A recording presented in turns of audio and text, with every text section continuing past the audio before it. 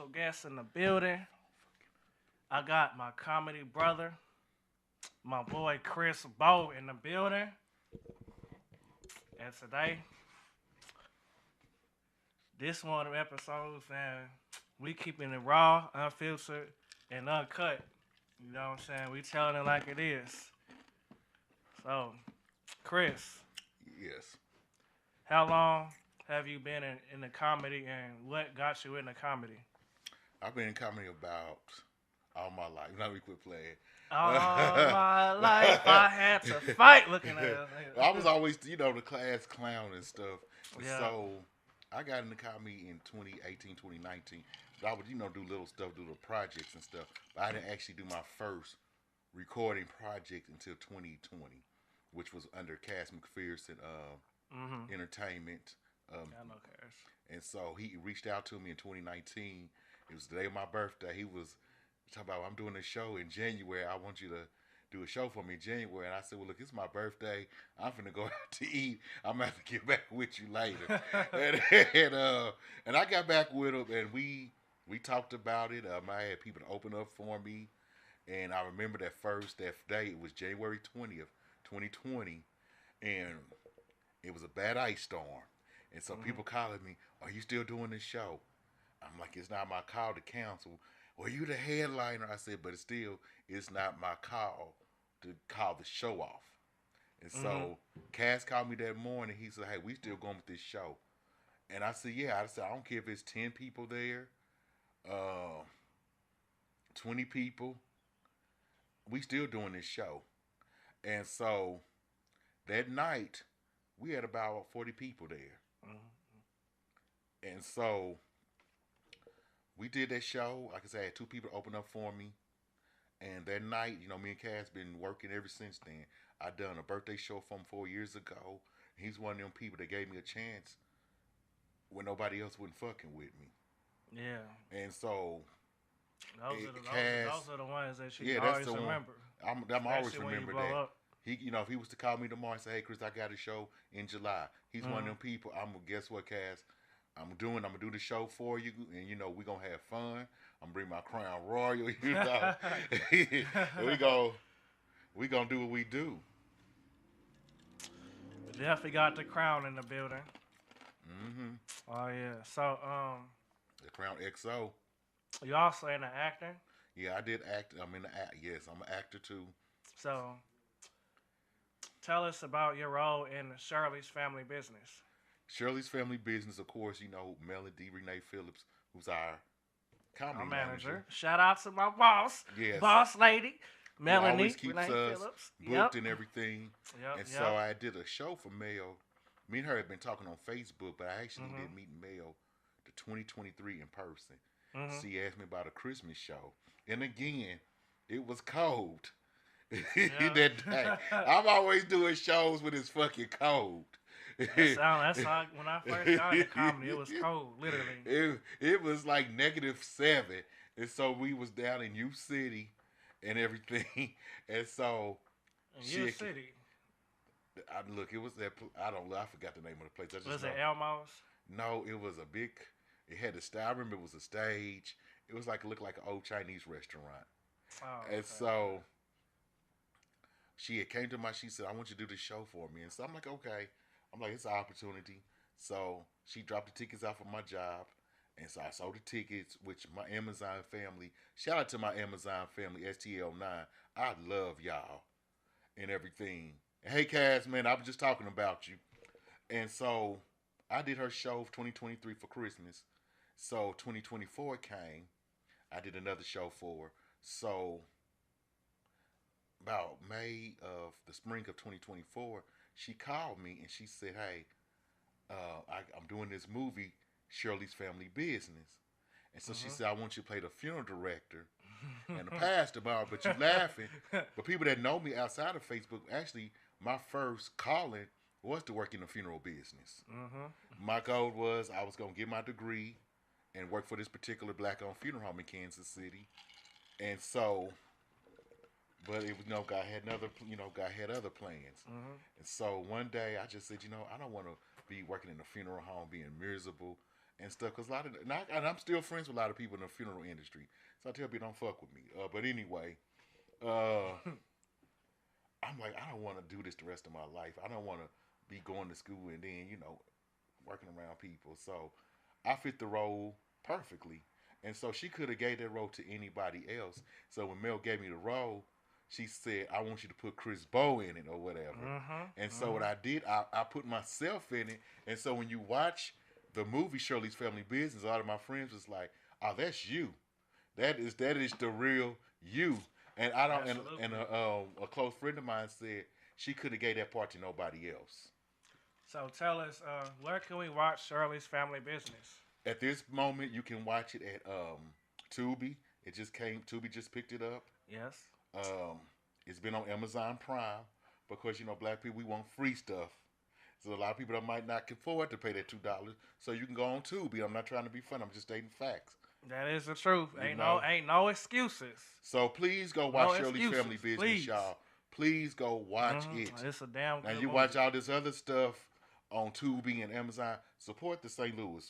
This was a good project. It's a really good movie.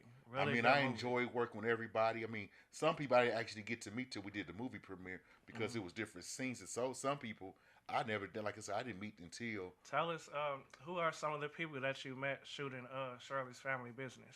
See, now you trying to put me. Look. Right now, I'm a little. Let's just say I met some good people. Yeah.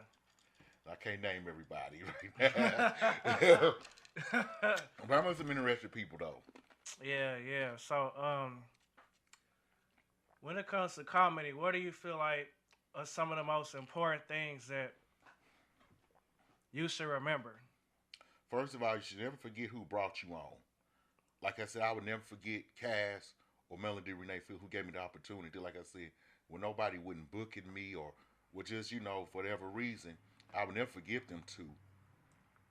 As a comedian, you should always be on time. If the show, absolutely, if the curtain call is at 8:00 in the acting world, if you're on time, you're late. And so I was doing stage plays back in the day.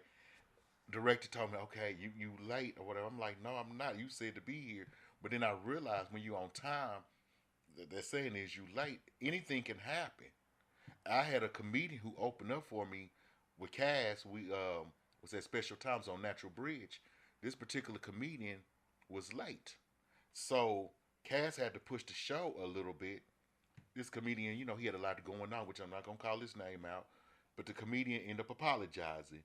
So I paid this comedian $75. He sent the money back. He said, I'm sorry for being late or whatever. I respect that.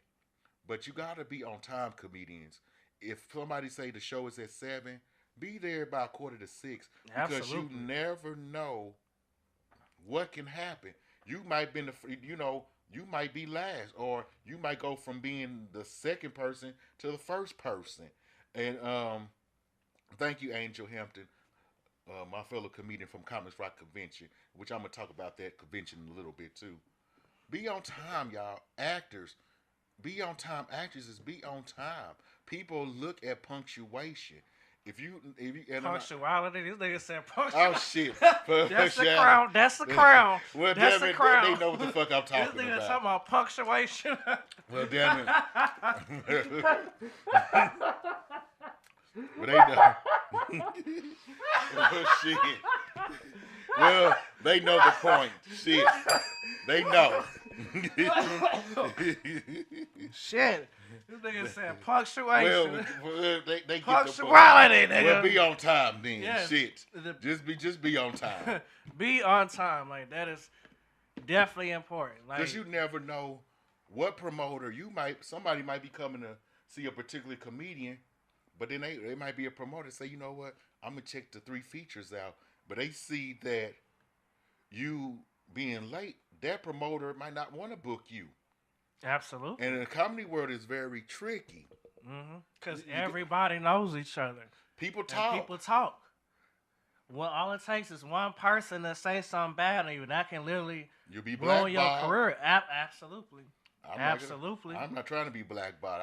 Hell no. I didn't came too far in this acting and comedy to be blackballed. But I'm going to tell something. This is my advice to every comedian and actor. You don't take on every damn project just to say you're doing something. A lot of people get burnt out. A comedian told me in Atlanta, he was one of them ones that was doing shows nightly every week, traveling. He said he got burnt out. A lot of y'all's trying to do everybody else's stuff, but what about you? No, not. Or the world will get burnt out with you.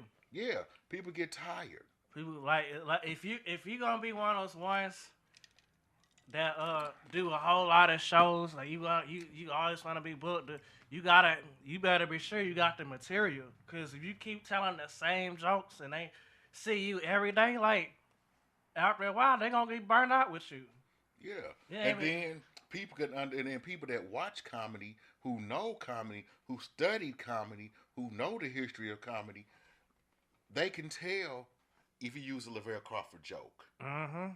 They can tell, and even though Bernie Mac, who's one of my favorite comedians, they can tell you used the Bernie Mac joke from the '90s. Yes, they can. Don't think you cannot get that's when you cannot get away with that. No, because there's some people that can know. say, no, that was a Robert Harris joke from 1988. Absolutely, and they will call that out. Yeah, they sure will. They will. You'll be called out. Be original.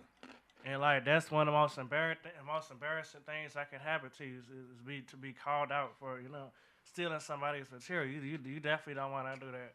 No. Yeah. Because there's some people that will steal your material. See, me, I change up. And see, that's the thing. You never know what the hell I'm going to say when I get on stage. Mm-hmm. That's how it should be. I might go a whole different direction, which I'm a person, too, I always get a feel of the audience. Mm-hmm. It's just like, if you're doing a crowd 50 and over, of course, a female comedian ain't going to be vulgar for real. She going to do a little, because just like a male comedian, if your crowd is older, you're not going to be doing the F-bomb the whole time. You got to space it out. Yeah, Now, if it's a young crowd, hey, go for it. But then when you get booked for corporate, somebody book you for corporate, that's why it's important they tell you to learn different styles of comedy. You have dark comedy, blue comedy, urban comedy, clean comedy.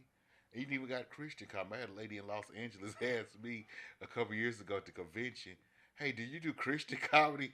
I said, ma'am, have you seen my material? You can only be your full self when you made it. And then when the world knows you, they know to what to expect.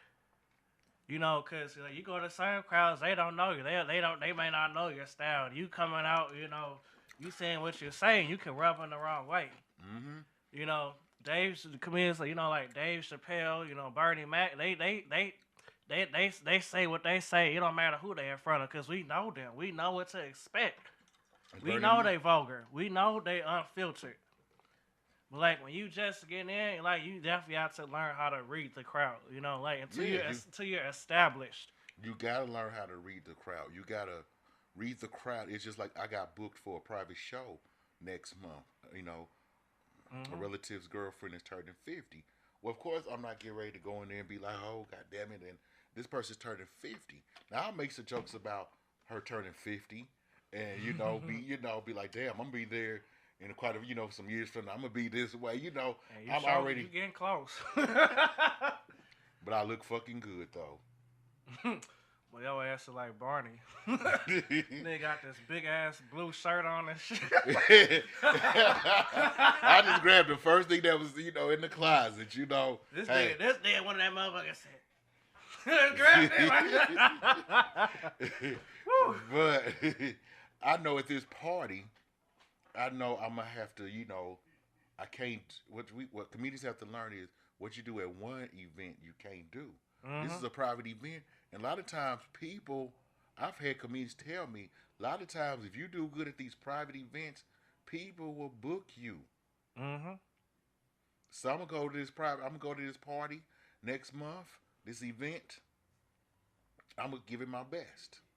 I'm going to do my 15 minutes and get off, go change. They already said it's a swimming party too.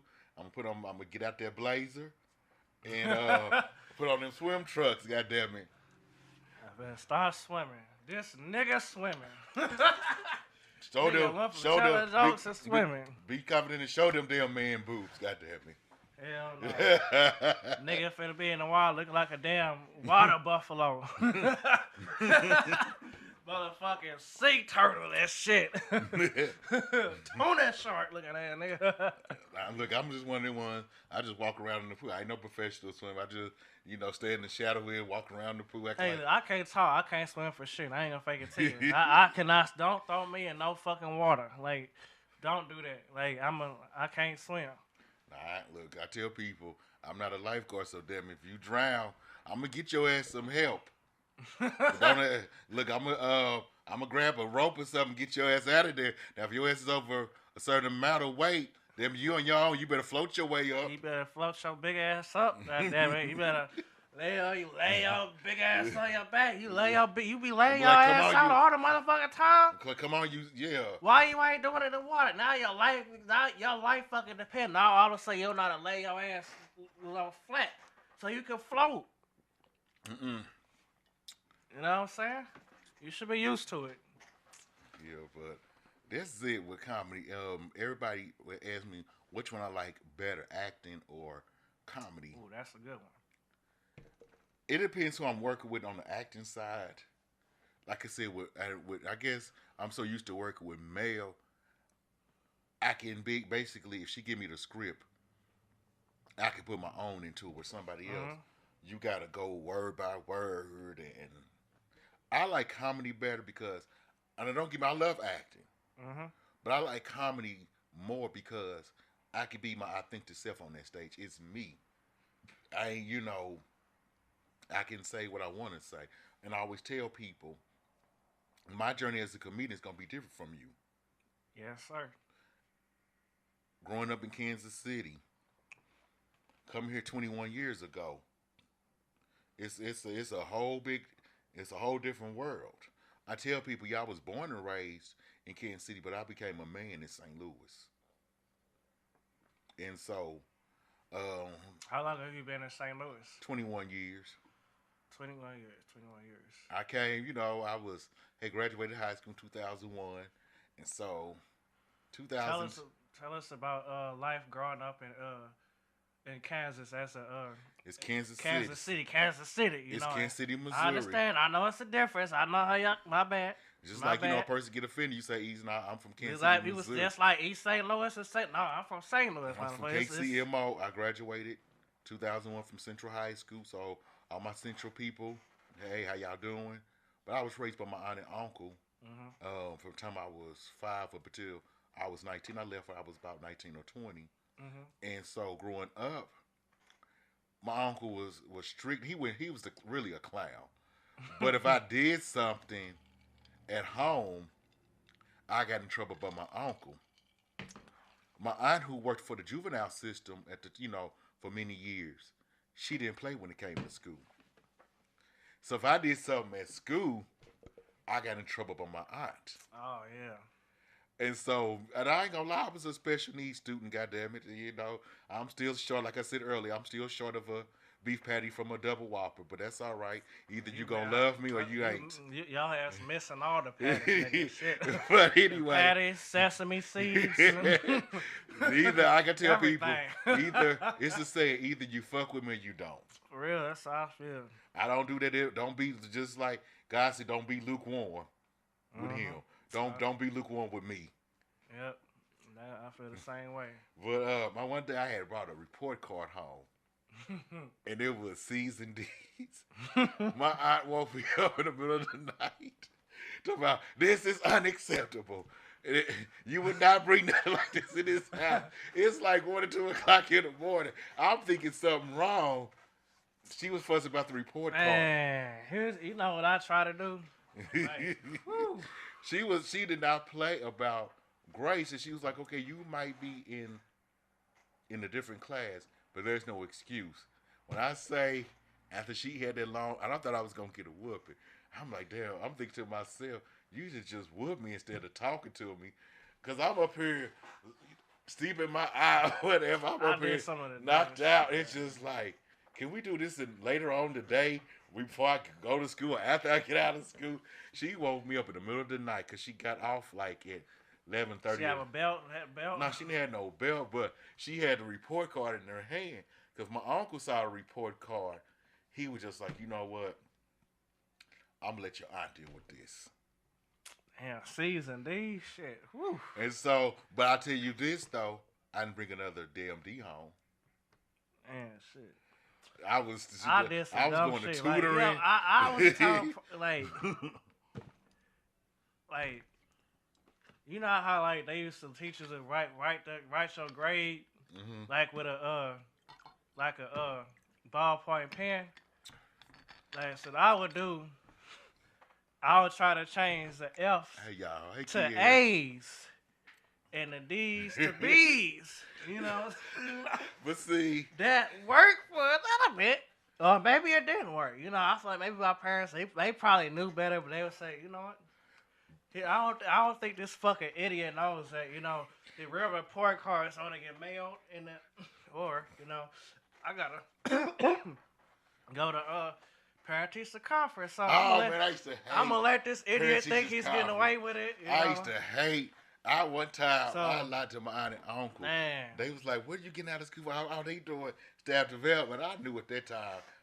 Like I said, I was making good grades. It was just, I was the class clown. So my aunt had a best friend who was a vice principal who worked for the school district. So she went to our church too. Her name was Brenda. So Brenda would when grade cards came out, she would just call Brenda. And Brenda would look in the system and say, okay, this is what he got. So a lot of times, my aunt already knew what my grades was. She was just waiting on me to see if I was going to be truthful. I never brought an F. I think I brought an F home one time.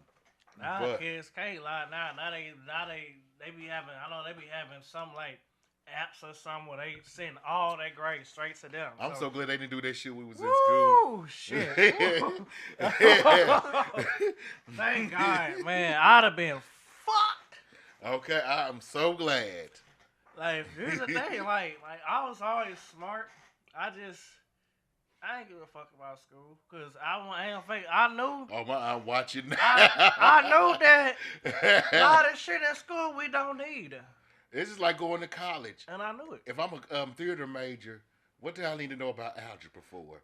X equals M and look. Fuck, I need that. I told this one lady, all I need now is add. This is $10, $20, $30. I can add money. That's all I need.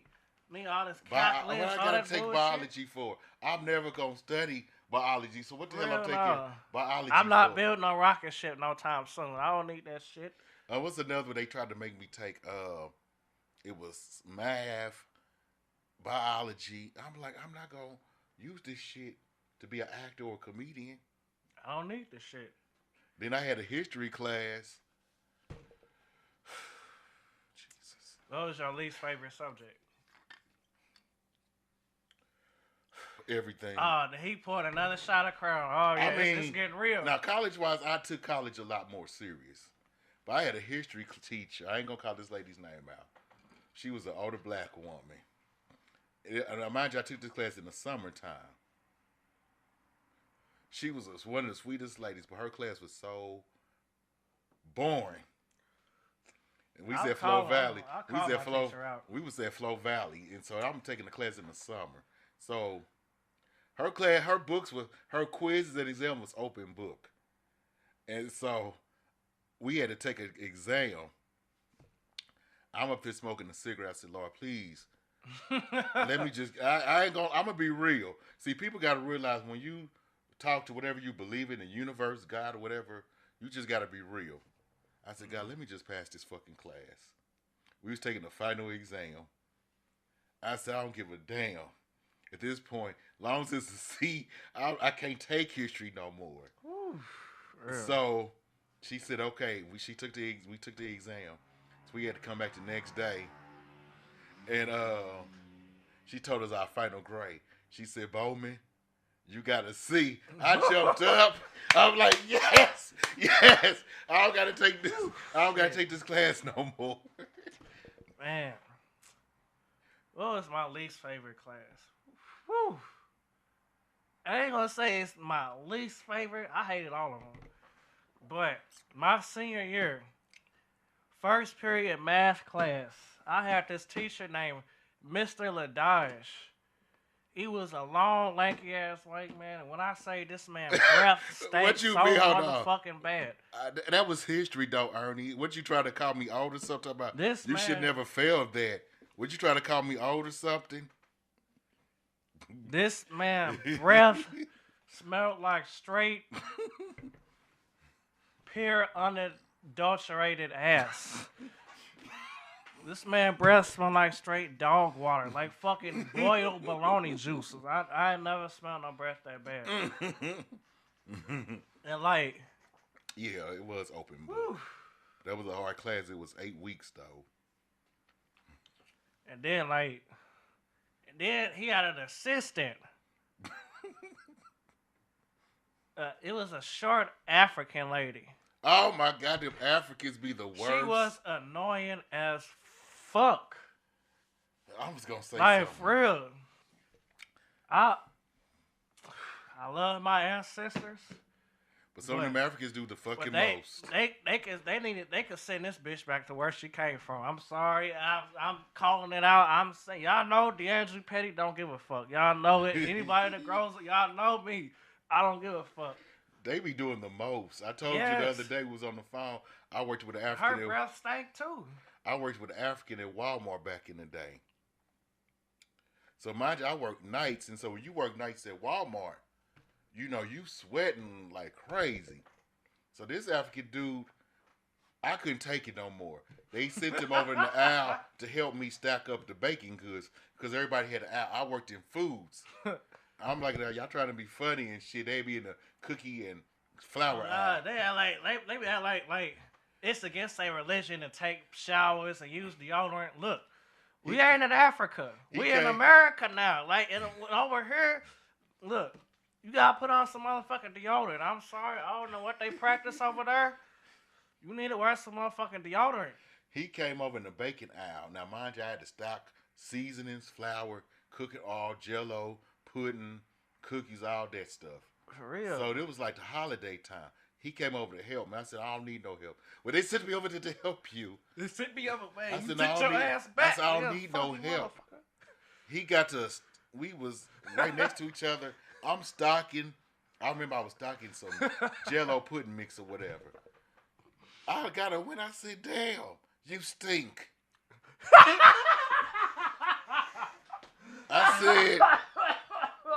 I said, you took a shower. You in the shower had a fight in the shower one. And so he was like, Chris, I don't got time for your bullshit today. I said, oh, goddamn, we're going to have plenty of I time. remember when I used to work at DHL, right? And like, you know how when you go in the break room, like, the break room is for peace and quiet. And this little African bitch, you know what I'm saying? What was her name? I don't remember her name. But like, she used to be in the break room loud as hell, talking all African. And one time, like, I was mocking her. And she heard me. She told me some, don't mock me language. I said, girl, if you don't get your hot breath ass out of my face, I don't fake. That's exactly what I said to her. Man, we come in here to chill, to take naps. Like, don't nobody want to hear your loud ass talking that. Then they get to talking, but they act like they don't know English. It's so. Oh, I hate motherfuckers. They be like talking. That. So anyway, at Walmart, I just couldn't take it no more. I went over to Health and Beauty. I got a Kennedy Degree deodorant. I sprayed that damn shirt down. He got mad. You should have. He got mad talking about, why'd you do that to me? I said, hold on. Oh, shit. I said, we're going to work together in this goddamn Woo! aisle. I said, you're not wearing deodorant. I gotta take a sip of Crown of that. I gotta take another one. It's getting me a damn headache. So he gonna tell on me or whatever. It's against my religion. I said, cleanliness is next to godliness, motherfucker. Damn right. And so they ended up moving me. Shit. And so that day, they moving me to electronics or whatever. So me and him never worked together again. So I worked at this pharmaceutical plant. I'm having my shot of Crown. Fuck a shot, I got a glass. Woo! I remember going to Job Corps back in the day. I went to job, but that's how I got to St. Louis. And that was this dude. You know, I ain't gonna say his name out. You know, shit. Hey y'all, everybody. Hey big cuz But day, he man. had halitosis. Oh Jesus. That made no man. This man can wash his mouth with a fucking brick of Listerine. His shit'll still like smell like he washed his mouth with his what ass. is it with people with bad breath? Have you ever noticed people with bad breath have so much damn confidence? I tell people, if you ever talking to me and I'm doing like this, that means your breath. You know what I mean? If you notice me probably doing all this shit. No, but I got one better for you, bro. I was at Flow Valley, and so my god sister Adrian and I, we had a class together, English. So we sat at a computer in this class. So Adrian sat next to me. I sat in the middle, and this girl sat next to me. Her breath was funky every day. I said, fuck this. Whew, I don't blame you. I had dogs whose breath wasn't fucking stinking. Because I didn't play that shit with my dogs. Woo, shit. So they got that dental bone and shit. This girl's breath was so funky. Was always smiling. So one day, I gave her a piece of Winter Fresh gum. Bitch gonna tell me I'm okay. I said, no, you're not the fuck okay. You're not, seriously. Here, she said, I don't need no gum. I said, yes, you do. Man. I said, you didn't brush your teeth this morning. I feel like being musty should be punishable. Every bad breath. You can go. Real. I ain't gonna lie. Times and people talking about what toothpaste I use. They talking about I got good teeth. Well, damn, I use Pro Enamel Sensodyne. I've been using it for years. But let me tell you something. Times get hard. And then everybody want to act like times don't get hard. One time I couldn't afford that Sensodyne. I went to the dollar store, got the fucking closest thing. My teeth were still white. So let me tell y'all something. It's no fucking excuse. You can go to Dollar Tree, Family Dollar, Dollar General. You can get that off-brand toothpaste. Get you some damn dental floss, some mouthwash. Preach, brother, preach. You want to be in people's face and be confident of their funky-ass breath. Stop. For real. I can't stand a funky breath, motherfucker. Yolanda said, what's up? Hey, my fellow Scorpio. Yep. Well, in the Army? Y'all ain't drinking nothing but hold on. Diet Coke. Let me tell you something. I ain't never had to drink shit diet. I remember in the Army that like He'll talk his shit. You could literally be put out the Army for stinking. And like speaking to Africans, whoo, when I used to have to share a barrack. I had two roommates. Hey, baby girl. One dude, what was his name? I think his name was Cole. And then it was this African dude. First of all, dude would do all weird African shit. He be up in the middle of the night, you know, listening to all these old weird ass music and like I don't know what the fuck he's saying, but like I don't know. This man tried to do some voodoo on me, but like, first of all, I don't want to hear all this shit. And then he would stink. Wait a minute, he would get up and see. I'd be like, lay your ass the fuck down. Like for real, man. We already gotta fucking be up at 4 or 5 o'clock in the morning. That's the shit I couldn't stand that job for. This man be playing these whole fucking all these old fucking reggae music, and then he be listening to bagpipes, or sometimes he be like, I don't know if he doing like some African practices. He be in this motherfucker. Oh, that shit would get on my. I be like, look, bro, we in America.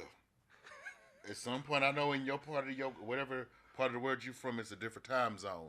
But over here, we sleeping. Seriously. And that's the thing I want to tell my overseas refugees. If you ain't been deported by Trump yet, welcome to the United States of America. Right, they don't. With They straight don't believe in deodorant. Toothpaste and deodorant and soap can be your best friend. Man, he used to have our room stinking like a motherfucker. Shit. And I used to be real good at PT. I was real good at PT. Like Sean doing do all the exercises and shit. So I used to try to, impress the little Spanish girls. I was talking all my little Spanish and all that shit. And one time my drill sergeant was like, he was like, y'all room stank like a motherfucker. Like he straight let it out. Then he gonna look at me, try to like, hey, don't look at me. I wash my ass faithfully. Man, let me tell you something. I work at a warehouse. I reported this. I had never reported this. I shower every time I get off. Yes, real. And this is the thing with it. Like I said They earlier, don't put shit under their pits. I don't know what they doing. You can go to them same dollar stores and get dollar bars of soaps. Fucking $1. Steal it. Times get hard Steal. again. I'm not ashamed. I ain't condoning no stealing now, cause I'll give you a few bucks. I'll give you a few bucks to get you some soap. I'd have been there. I've been there, but I'm gonna tell you something. I ain't trying to be funny and say I got it. I didn't had it all. Times get hard, but there's too many damn people. There's some people on this Facebook Live. I can tell them to cash out me something to go get me some soap. So it ain't no damn excuse. Oh yeah. Y'all be bagging on Facebook all day, every day. But this y'all be on this motherfucker begging. You about their life, but you're homeless and funky. But you about their life. I've been homeless before, and I still didn't stink. I would still I would wash my ass in the Schnucks bathroom faithfully. I did. I knew an individual brother who was homeless. For real, I didn't stink. He was Ain't homeless. No excuses. He was homeless, but this man went to the shower. He took a shower at the community college every damn day. Oh yeah, you go to the rec centers. They got gyms. They take showers in these recs. Yeah. There is plenty. There is no excuse for stinking. Now I got the XO. Dollar soap. They didn't have the single malt. Dollar toothpaste. Well, times have changed with this motherfucking president. Shit, maybe more like $1.50. Dollar Tree gonna be at a $5 store in a minute. For real, shit. A $5 tree. Real. Times get hard. I know. I'm ready. I don't care how hard times get. There's too many people. I got a close friend right now. Me and her don't talk that often because we both have busy schedules. But a real friend, I can call this friend right now. If I needed something, I can call my aunt who raised me. Mm-hmm. Now she don't do Cash App. She's old school. Mm-hmm. She'll be like, "Well, I'm gonna send it. I'm gonna send it. You got to go to Walmart to get it." I'm not gonna be funky for no damn body. For real. I'm not. Now I don't think they can say, "Oh, that nigga hair be nappy." But again, you can't really say that too much. A lot about me. I don't dress the best. I don't have the best clothes. I don't give a fuck about that. Well, I ain't never gave a fuck about swag or none of that shit. I'll be looking like a bum half the time. I don't give a fuck. But you ain't gonna say I stink. Nah. You can say whatever. You can say whatever you want about me. You ain't gonna call D'Angelo stinky. Fuck that. Nah, that's what I'm saying. You can't. Only thing you can say, "Oh, Chris ain't been to the barber shop," but you can't never say I'm funky, I'm musty, and people laugh at me because I used the deodorant Brute. So I was in the store one day. I was at Snooks. You look like you some old shit like that, Brute. I've been using that since I was in middle school. And that's like 50 years ago. Shit. You know what, you curious George looking motherfucker. But one thing about it. This man got this big ass blue shirt on, man. But one thing about it, can't nobody ever say Chris Bowles must. If they ever tell you that, know that they fucking lying. Well, I don't know. Is this one? I'm just playing. I was going to say. Well, I was going to say who said that because I was gonna call their ass out on this podcast. It was just one day. I mean, somebody said you was kind of tart. I'm saying you was a little tart. Hold on. No, hold on. You can't never say that about me. I use Brute, deodorant. I use Sensodyne toothpaste, and I don't do nothing. But I don't use nothing but oatmeal, shea butter, body wash, coconut body That's wash. that good stuff. It's good for your skin. I use the best. If let me tell you something, if I don't drink cheap, I'm not gonna use the cheap. I just start using Dr. Scholl's. You know what, Buzz? That should have you feel like a baby. Your skin make your You skin need to baby get soft. out here to the East Coast. There's a lot of work for it. I'll come to the East Coast. Somebody bring me to the East Coast. But here's the thing: I don't travel alone. So right now, I'm not comfortable traveling alone, going to different places because so much shit going on. But later on this year, I'm actually gonna be looking for an assistant, to do some things to travel with me. But you bring me out there, Buzz. I'm telling you, I'll work with you. Mm-hmm. But you gotta accommodate another comedian. I'm not coming to the East Coast alone. But I'm serious. Inbox me later on. I'll come to sometime this year to East Coast. What part of the East Coast you at? But what was I going to say? Yeah, but shit, I done got off track. I told you, I'm a beef sharp patty. I'm a beef sharp patty from a double whopper shit. How do you feel about comedians always in cliques? I don't do clicks. They act like bitches. That's exactly how I feel. Like a lot of these niggas, like Hold on. Out South Carolina, I come to South Carolina. But then when I get there, say the same. That's funny. That's why I had basic training in South Carolina. Then Buzz, I come to South Carolina. Then when I want to get saved and sanctified, I go to North Carolina to Pastor Shirley Caesar's church. So that works perfect. I come, do the Devil's Comedy Friday, then go to Shirley Caesar's church on Sunday. That's hilarious. But hey, I'm being real though. No. I come to South Carolina for real. I've heard the comedy scene in South Carolina is good. But cliques and stuff, I don't do cliques. I didn't do cliques in high school. I got a good friend of mine from high school. We don't talk that often. I can name this person. His name was Bruce Lane. That was one of my closest friends in high, and we didn't do cliques. Mm-hmm. I ain't seen Bruce since we graduated. But when I see a lot of comedians, which I'm not comedians, when I say there's nothing wrong with, you can be friends, but I don't do cliques. I've never been that type. If I do a show with people, I'll take pictures with the other comedians, but then I go back in my own little world. Absolutely. Same here. Because one thing about it, when you do cliques and stuff, it's always some bullshit. Mm-hmm. And it's a lot of that in this comedy industry. People will turn on you in this comedy world. Mm-hmm. You can either and which I'm finna get to a point. Last week I made a status. I said I wouldn't help nobody get into comedy.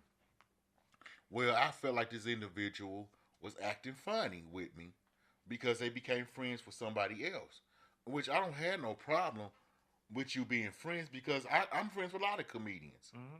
I'm just more closer to outside of St. Louis comedians. I don't hang out with nobody. I've been in all 50 states in 126 countries. I've been there and done it. Yeah. But don't try to play, especially I done helped you. We've been friends over 15 years, but then I'm thinking that you're trying to play me for somebody you just met 3 and 4 years ago. Or not even the whole 4 years, but if it wasn't for me, you would know none of these people. Absolutely, that's one. People forget fast. I tell people don't do too much fast because you don't know who the fuck I'm connected to. I can make one call and shut the shit down. Same here. You don't know who I know. Yeah, that's what people don't realize. People think they could just do you any old kind of way. They think I will air your dirty laundry out on your ass real quick. For real. So I tell people. You don't know who's told me, you gotta be careful, especially if you know you out here living foul, you got, little secrets about yourself, I advise you to, tread lightly, you know what I'm saying? Y'all wanna, cause what happens in the dark comes out in the light. And see, here's the thing, what I'm saying? Real shit. That comedian who you trying to run behind, they might get booked for a show or something, they might get booked for a sitcom. That comedian ain't gonna bring you on. Hell no. They might give you a fake ass shout out. If that. Again, if that. Real. But Don't forget your humble beginnings. I could win an Oscar tomorrow. 3 people who didn't help me on the comedy side was Mel and Cass. On the acting side, who spoke life, was Dr. Marty K. Casey. I will never forget them 3. I got friends. If I start naming people who I'm friends with in the comedy industry and the comedy side, there'd be some people that'd be left out, and I wouldn't be my attentions. But these comedians in these cliques, be yourself, because that ass that you're trying to chase, you forgetting what you're supposed to be doing because you running behind this comedian. But let me tell you something though. My aunt that raised me, I'll never forget, she used to tell me as I got older. She had sayings. Now that I'm grown and gone, I appreciate what she was instilling it stuff in me, and as when I was transitioning to becoming an adult. What goes up must come down. Mm-hmm. It was a Tyler Perry song. Ain't it funny how life goes round? Same people you meet going up, it be the same people you meet coming down. Don't forget where the fuck you come from. Hey, Washington. Don't forget where the fuck you come from. Absolutely. Especially, like I told this individual, and I'm not gonna get into details, but I confronted her. I said, "You know me before you met these other people," and I told her, if it wasn't for me, you would know these people. Humble yourself. And that's what you should. And don't be afraid to call people on their bullshit. Because we don't, they're only going to keep doing it. Like, don't be afraid to call somebody on their shit. Like, you feel like somebody moving foul, say that shit, for real. In the words of my late mama, my mama passed in October. And I could just hear my mama saying, fuck that bitch. My mama's mouth was very, people, you want to know where I get my mouth from? My mama's mouth was real treacherous. There's my baby brother Devontae. I've been good, Washington. It's just, I'm still there, but I'm just focusing. I said priest brother Chris. Who? Who? Yolanda. But don't forget where the fuck you come from, because again, and I told this individual today, I want to see more of you. Means that you're so busy trying to jump on this person's bandwagon. And I always tell people, watch the motherfucker who's on every comedian's bandwagon. And I don't trust people like that. Absolutely not. And that be a lot of these comedians. I be noticing that. I want to. I don't speak on shit because it's not worth it. It ain't my business. But we gonna speak on it tonight. Yeah, I stay. Yeah, we is. But like today's that night we speaking on shit. But I like to stay out the way. A lot of these comedians, they in these cliques, but then they be talking about each other behind their backs and shit. I swear to God, bro, like these niggas is faking this industry. They be talking about each other behind their back. A whole lot of them. They talk about each other. So my thing is, if you talking about this person, ain't no telling what they saying about you, about me, and which I don't give a fuck. I'm a confident person. I'm comfortable in my own skin. My motto is I'm friendly. I'm not that friendly. If you need a friend, go find a friend in the Lord. For real. Another thing, he'll be whatever you need him to be. He'll be a mother to the motherless. I'm a living I know that for a fact. He'll be a father, a friend, whatever the fuck you need God to be in your life. He'll be that. But I don't do that fake shit. I swear to God. And that individual, it's God's job to forgive, not mine. And I'm to the point. Let me tell you something. A lot of y'all want to wish people the best. Well, I still wish. Yeah. I'm not. Well, let me tell you something. I wish nothing but the fucking karma that you didn't put in the wrongdoing you didn't did to people. I'm not wishing you the fucking best. For real. I'm not wishing that your business prosper. For real. Swear to God. There was a lot of people who I was friends who been friends with, and like I said, I wasn't looking for no pity party when my mama passed. But there were some people who didn't even reach out. But see, when them tables turn, they call and say, "Oh, I didn't have death in my family." You know my response gonna be, Right. "God is taking us away one by one. Mm-hmm. We all gotta go." I mean, I'm just being real. Some people might say, "Well, that's mean. You don't know what the people." We all going through stuff. My childhood best friend, who I grew up with, and a lot of people ask me, "Do I still have the same friends I have when I was a kid?" Absolutely. Those are my brothers. Those are not my friends. Those are my brothers. My childhood best friend, who's my brother too, lost his mama January last year. In the year I lost my mama. We had two other friends who lost their mamas. And so all four of us that's is clicked up, we're friends. We're not a clique, we're brother. It's a brotherhood. That's the difference. My mama was the last person who died. Our friend Philip lost his mama first. Mm-hmm. Kenny lost his mama in 2019, which was my godmama. Sean, mama passed last January. Mine just passed in October. The death of my mama, DeAndrew, opened my eyes to a lot of shit. One thing about my mama had her ways, but one thing about my mama, she was not fake about shit. Mm-hmm. My So, mama, my mama would cook.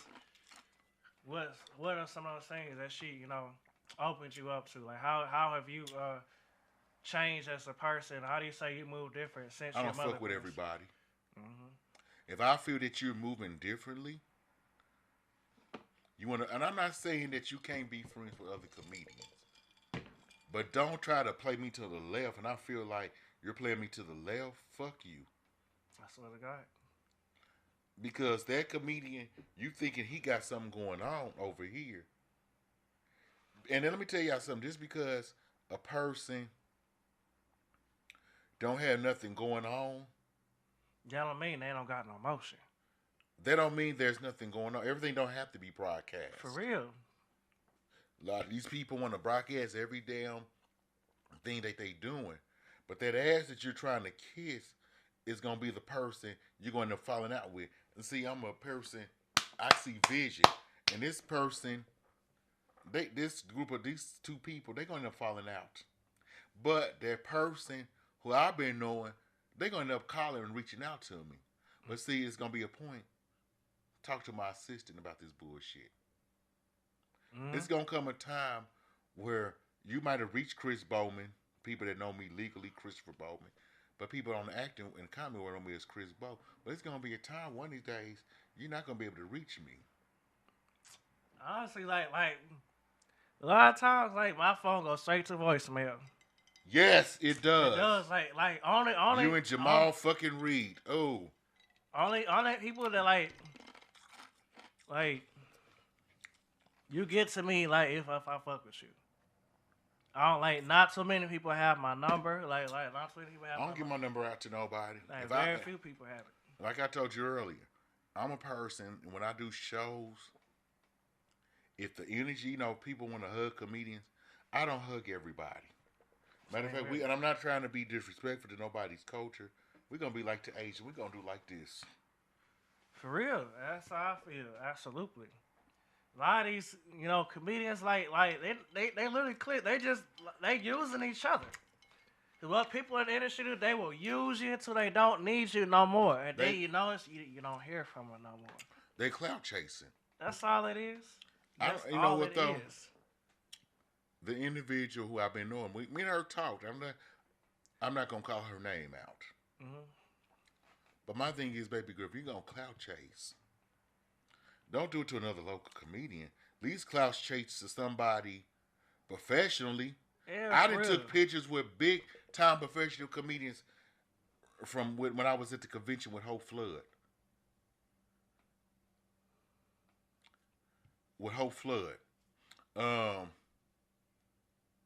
I took a picture with Michael Collier, who's Australia's boss. Mm-hmm.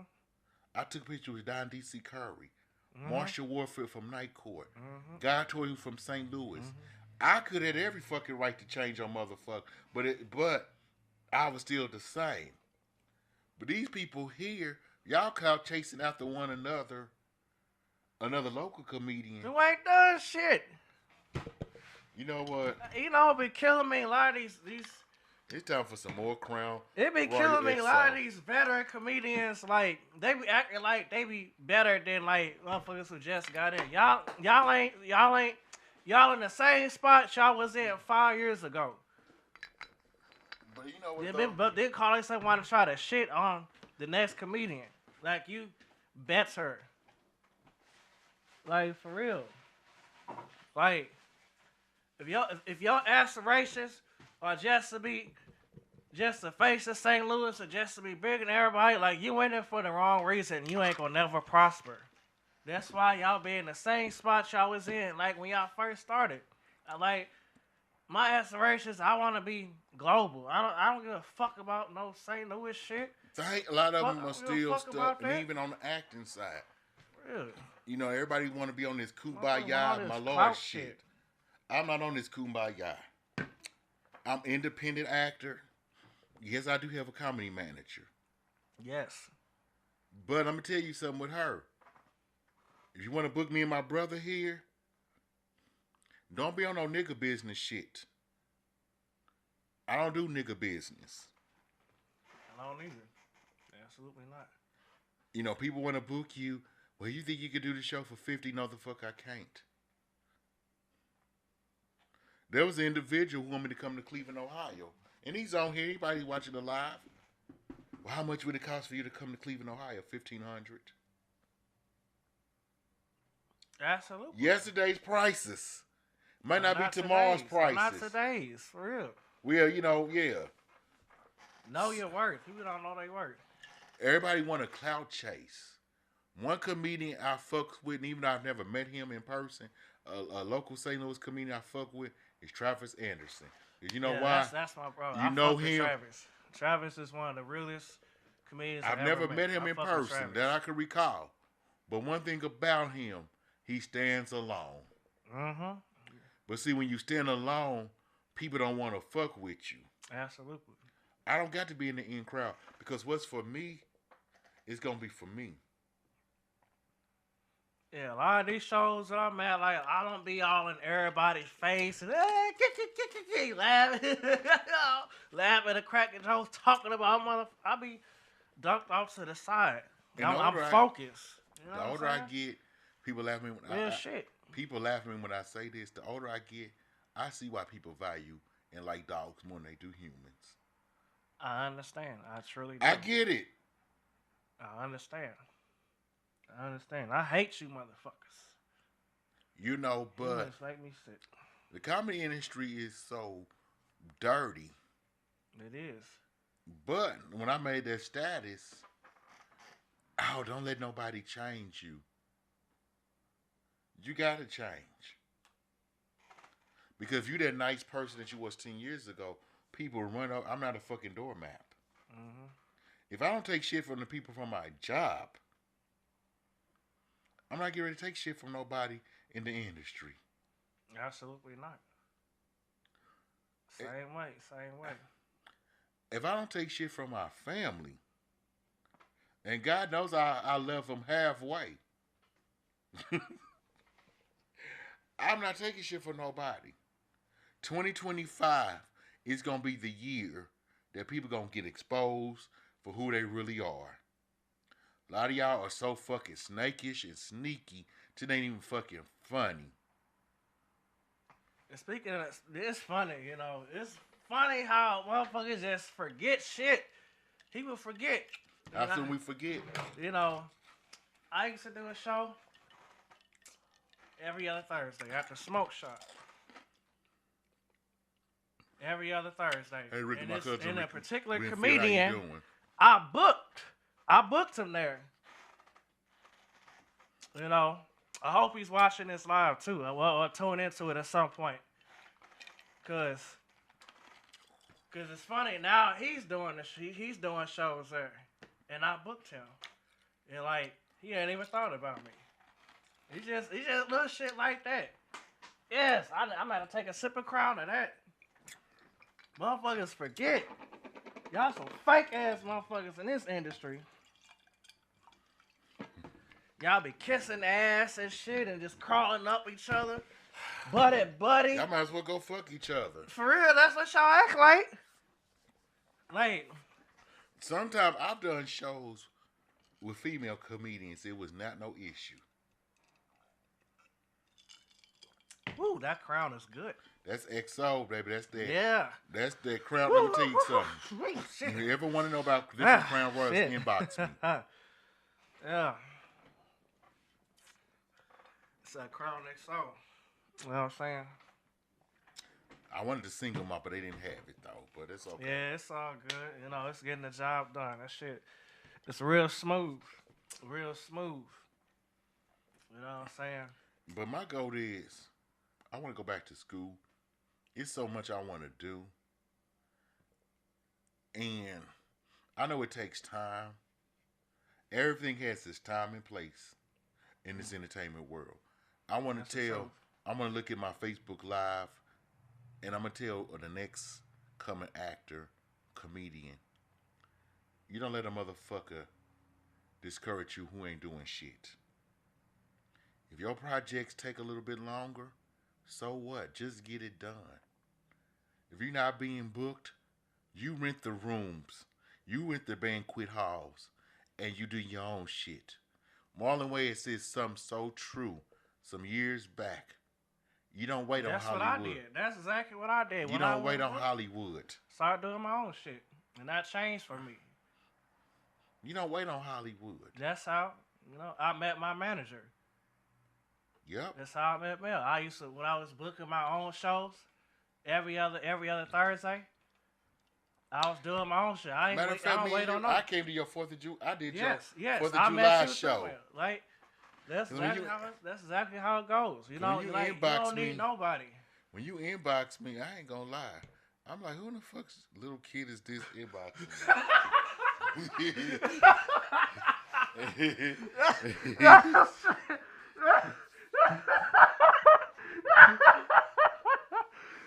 Fuck.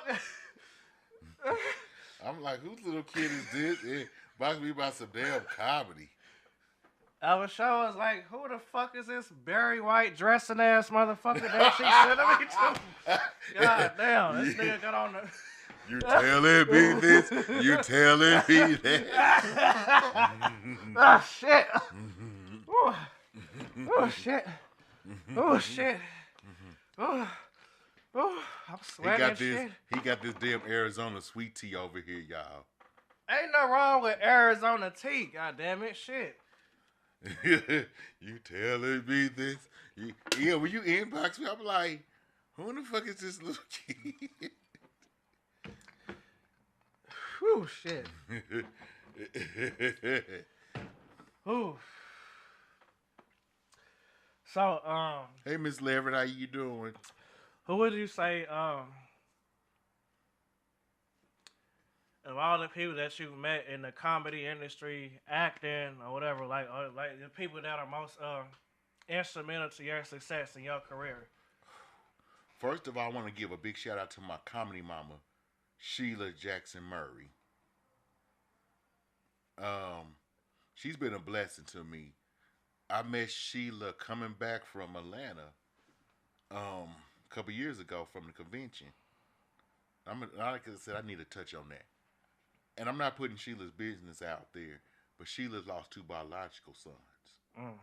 So she just took me in as a comedy son. I was in the depressed mode a couple weeks ago. I don't put my business out. I'm feeling depressed.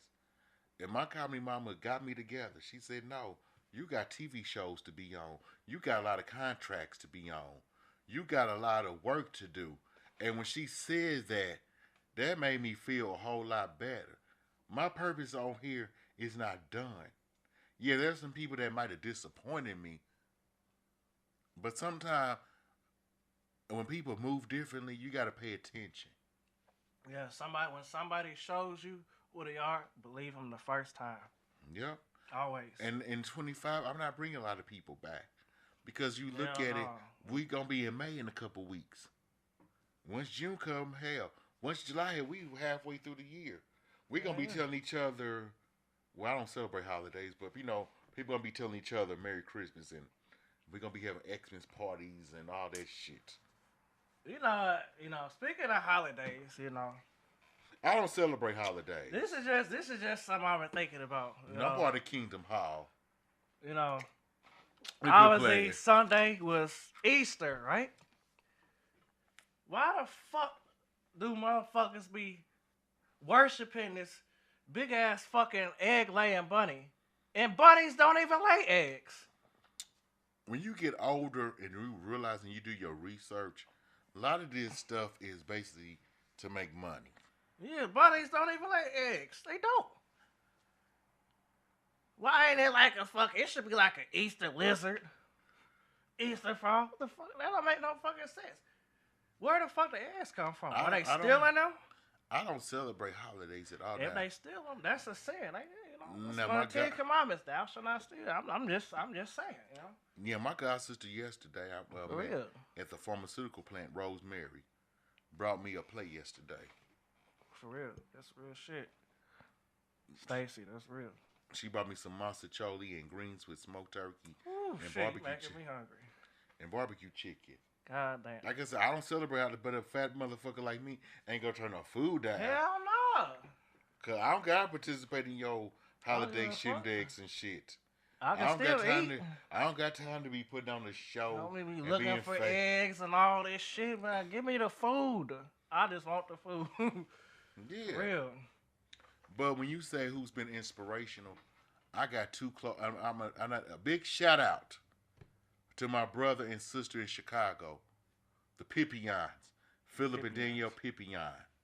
Shout out. My god sister I met in Atlanta, Charlene Wofford. That is my. When I say me and Charlene have a good friendship, and some people. I'm not gonna go there. But Charlene, you do know we love each other. I'm not gonna explain everything. Hell, it ain't nobody's damn business. But I'm gonna put it out. Hell, some people thought me and Charlene was dating. But it's not like that. Charlene's like the big sister. She'll get on me in a minute if I'm wrong about something. And that's the thing about it. A lot of people don't want them real friends to tell them, hey, you wrong, you fucked up. For real. I can't be around me. Yeah, I'm gonna call you out. 100. Hey, Laquita, my co-worker, my good friend, I'm gonna call you out on your shit. You should. But two people, the Pippions, like I said, Philip and Daniel Pippion and Shirley, but two people that's not in St. Louis. When I would say I might not talk to these two brothers on the regular, but they are two of my closest friends in comedy, besides you and the ones here. Mm-hmm. My friend in Dallas, KG Gibson, Kerry Gibson. Close friend of mine. Carrie is very spiritual. Me, I can call that brother right now. We're going to be on the phone by over an hour, uplifting each other. We ain't talking about no other comedians. We ain't talking about nobody. We uplifting each other. And I'm going to get to Carrie. I'm going to get down to Dallas this year, Carrie. I'll come to Dallas for you. Brother, I'm to show you how serious I am. If you was to book me, Carrie, I would come do the show for free. For real. Because that's how true I value the friendship that we have. The brothership. 100. That is 100. I'll come do the show for you for free, Carrie. Now, I'm going to tell you this. Just have some Crown Royal for a brother. And some Cherry Coke. We good. My friend that's in Detroit, Buddy Love. I met Buddy Love in Atlanta. And so me and Buddy Love, and that's another person I'm going to get to. Buddy Love is a good friend of mine. We don't get to talk that often because he travels and, but Buddy Love is good people. Another third person I met at the convention, David Tataz. That's another brother that's from Virginia. That's another close friend of mine. If he said, Chris, I need you to come to Virginia, I'm gone. If Buddy Love said, Chris, I want you to come to Detroit, I'm gone. Kerry tell me he give me the go to come to Dallas, I'm gone. Those are close friends of mine in the comedy industry besides the ones in St. Louis. They're not even in St. Louis. That's real. Now, for me, I say I got to give a shout out to the brother who got me into comedy, who's meant a lot to my career. And that's Jamal Reed. We have Jamal the comedian. You know, he's the brother who got me into comedy. You know, I met him. It was at a where did I meet him at? It was at a film set. You know, we were shooting a movie called Door to Hell. I did a show for Jamal a couple years ago. Yeah, it was a show called Door to Hell, and like we were chopping it up, and I told him that he would keep telling me that I'm funny and that because he said he's a comedian, and he said people stay asking me to get into comedy and shit, but you know, I'm like I don't know. It's just I'm thinking about it, but it's like it's not something I want to do, you know, because at the time I was a poet. You know, I go by Renaissance. That's a face tattoo I got, Renaissance. I wonder what the fuck that was on your face. I was doing poetry for about 2 years. It was just one night, you know, he had a show at the Gray Fox. You know, he called me. He was like, "Hey man, like, we need one more comedian on this show, man. I really think that like you've been saying you should do comedy. Like this is your shot. You should do it. You know, just do it." Let me get that coke.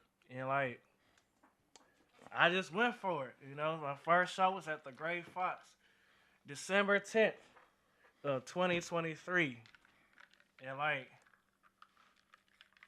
that was the start of history. Like, I have not looked back. You know, my last poetry show was in January. You know, it was a poetry battle against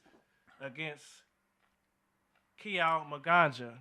You know, she defeated me. You know, it was close, but she did defeat me. But like I had already stated that this was gonna be my very last poetry show. And like since then, I just been doing comedy. And like Jamal, like he always uplifts me, and like he I love always Jamal. gives respect. I love Jamal Reed. Yes. I know he's into the animation. And I'm telling you this, Jamal. I don't know if you're listening, but they animation that you want to do, you're gonna blossom. Mhm. When you get that big break, I'll come do a voiceover for you. Mhm. Now I'll come play somebody's alcoholic uncle for you. You know? He also has a 314 show.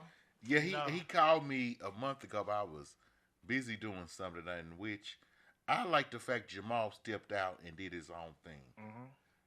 A lot of people in St. Louis, they so worried about what this person doing. Mhm. Step out and do your own shit. Absolutely. That's why I started doing Because my thing is, y'all chasing each other, but don't realize if that person get a call to come to California, come to New York, and do they're not gonna think about you. And if you're a woman, you just the easy fuck. That's exactly how it be. That is real shit. You know, comedians. I had comedians. You know, they booked me for shows. You know, and then like you know, you don't hear from them no more. And they act like they fuck with you. They appreciate you. You know, and then you don't hear from them. They don't respond. You know, it's just fuck them. You know. Yeah, I mean, It's a cold world. You know, that's why you gotta do your own thing. Do your own thing. Always work on. It's like me. I'll be at work in the middle of the night. I have shit that be funny to me, and I got to get some more comedian journals because I got rid of most of them. Because it's like, okay, me, I'm always working on new material. Mm-hmm. Because, like you said, what you used 2 years ago ain't working today. Absolutely, that's why nothing. Times have changed, and a real comedian will watch the news. You watch the world news. You read newspapers. You keep on current events. Mm-hmm. You talk about your family. Like me, I come from a family. They'll cry at the drop of a fucking hat. Something dramatic happened, they cry, or they'll bring these fake tears. With me, I'm just looking at it like, okay, nigga, you full of shit. Real. You guys gotta know what people think is funny. You gotta be relatable. Yeah, it's just like this. I remember my mama told me years ago. She said, when I go, just have me cremated. I don't want no fake bitch or no fake nigga looking down on me. And so I'm at a memorial service. I'm up there laughing on the inside. because I could just hear my mama's voice say, I don't want no fake bitch or no nigga looking down on me, just cremate me. And I was just like, damn. My mama had so you don't realize certain things until that person is gone. Like yesterday, Easter, my mom would always call. I would always call her. My mama, if was still living, if she was in good health, she would have made about 100 deviled eggs. Like she got 100 people coming over. She would have cooked like she got 100 people coming over. It's just like, damn, them little things or whatever. But my mama just always said, be real to yourself. My mama's got to see me. She didn't come to but she did see a lot of my videos. And she said, I'm proud of you. But she did tell me this. It's a lot of people that's going to try to drag your name out who going to turn on you. But she said, fuck them. That is the truth. I done definitely experienced that. You know, people. It's funny how quick people would just they just switch so fast. Like it's they basically amazing. they're cloud chasing. Yeah, absolutely. But a lot of them can't even be parents to their kids. For real. Oh shit! Let me. Did I just say that? Fuck it, but it's the truth. But ain't nobody that's go the with. truth. But ain't nobody go with my ass. Cause baby, the truth. I said my first major was funeral service. It's plenty of morticians and funeral directors I know. That's the truth. You ain't saying if nothing you come wrong. for me, your name will be written in the Lamb's Book of Life. See, Jesus got up. See, the only thing when I get your ass, you're not going to get up. Preach, brother Chris. I feel the same way. You can't even be a parent to your kids, what you're trying to chase after this person. But again, I'm humbled. Because guess what I've had to learn? And it's a spiritual sister of mine. I don't want to bring, like I said, I know she would kill me if I brought her name up. She told me something yesterday. She said, you work on yourself. You work on that mouth. She said, because there's some people you still want to cuss out.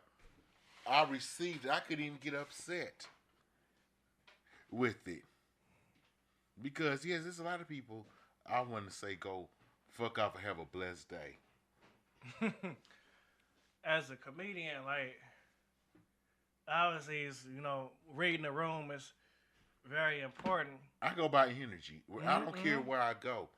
I move by energy. If the energy and the vibes is not right, I'm not fucking with it. And also, there are certain jokes, certain material you may be able to use in certain states that you might not be able to use. That you could use certain things you can say here, you can't say in Atlanta. You can't say it in LA. Definitely like a lot of them. Like a lot of, which I don't give a fuck what people think or whatever. But the LGBT community, a lot of them people are big supporters when it comes to entertainment. So you religious people, oh, it's an abomination. But you bitch, you got 11 kids, 8 or 9 kids by 6 different people. That's an abomination. But your family photo look like We Are the World album, but you want to criticize somebody who living in the LGBT community. Go fuck yourself. And you men who want to sit up, you male comedians who want to sit up and gay bash, maybe you got some insecurities. Maybe you need to question it's one particular comedian, your sexuality or whatever. One particular comedian.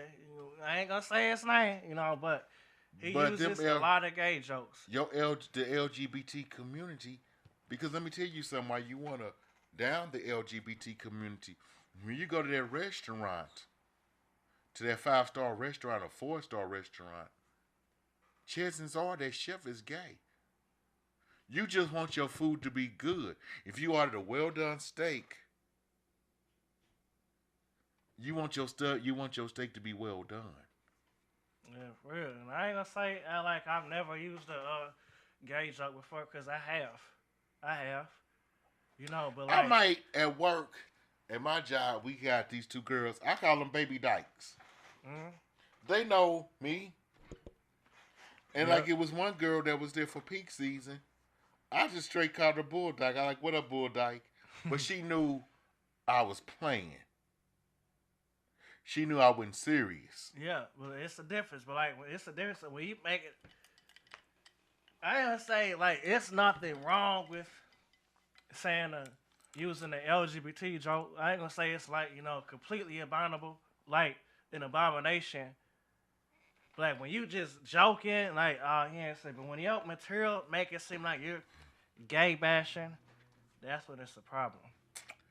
And one coworker addressed that. She said, "I came to your show," and she said the guy was gay bashing.